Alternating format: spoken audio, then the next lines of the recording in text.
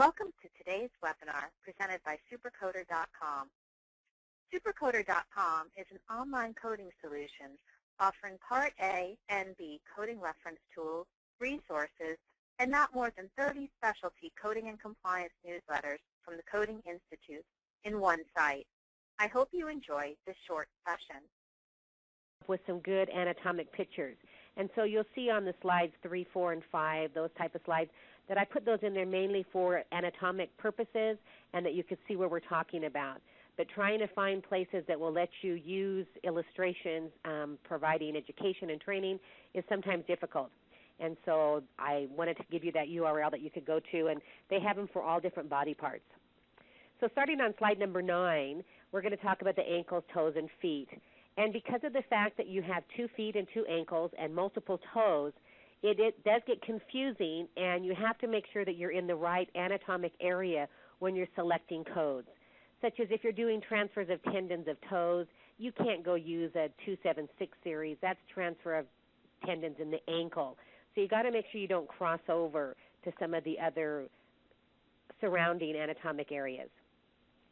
On slide 10, giving you a little bit of a background regarding the anatomy of the ankle, it is a hinge joint. It's not a ball and socket. And so when you do have some dislocations, you're going to find that your ligaments, tendons, muscles, those around there forming that hinge may end up being ruptured, torn, stretched because of the fact it's not just a ball and socket type situation. You're going to find that the ankle is made up of 3 powerful bones that you usually talk a lot about, the talus, which is the top of the talus. It fits right in there with the tibia and the fibula. On slide 11, you're going to find that you have some flexion that is done with this hinge joint, and that there are some significant ligaments. Your anterior talar fib, your calcaneofibular, and your posterior talofibular ligament. These are all important ones along with that deltoid. So when we get in talking about some of the Bristow procedures, where we're talking about the anterior tibial fib ligament that we're doing reconstructions or repair on, that's what we're talking about. You're also going to find that there's a couple other ones. You've got the Achilles tendon that runs along the back of the ankle and down to the heel bone, the calcaneus. We also have the posterior tibial tendon and the anterior tibial tendon. Then we get into our perineals, and we'll talk about our perineals and how they affect, and in fact that there's 2 different ways to use the codes when it comes to your perineals. It all depends on why you're repairing and what's going on.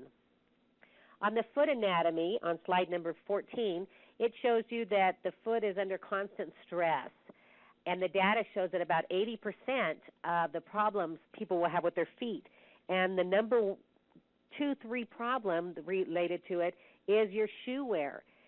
Activity level is one, occupation, if you're constantly on them, but the other one that's the main one is shoe wear. And it's interesting because every year you'll find that some of the specialty societies such as AAOS will team up with, for years they used to team up with Nordstrom's to try to explain, especially for female footwear, the appropriate shoe size and how you fit a shoe to you so that you wouldn't end up with some of these common foot problems. On slide 15, we break it down and giving you some more information regarding what this foot, the bones are. There's 5 talus bones, and so you'll find that the cuneiforms, there's the first, second, and third. Sometimes talk about the middle one, the lateral. And so you've got a bunch of bones in there that you need to be aware of and where they're at. There's also a term hallux that's used quite a bit. Hallux is just a fancy word to say great toe. On slide 16, you're going to find your foot anatomy. So you've got some of your tendons, your dorsal tendons, and then you've got your plantar tendons. And it goes on and talks about your flexor and your extensors and the names of those. In your toe anatomy, we should have 5 toes on each feet, counting your great toe. And so you also have extensor tendons and flexor tendons in there. And the most common is your claw toe, your hammer toe, your mallet toe, that we'll go in and talk about some of those procedures. Some of the other terminology on slide 18, your Atkins, usually for a bunion deformity, arthroesis, bunionectomy, and then the removal of the exostosis or bone spurs, again, of the great toe.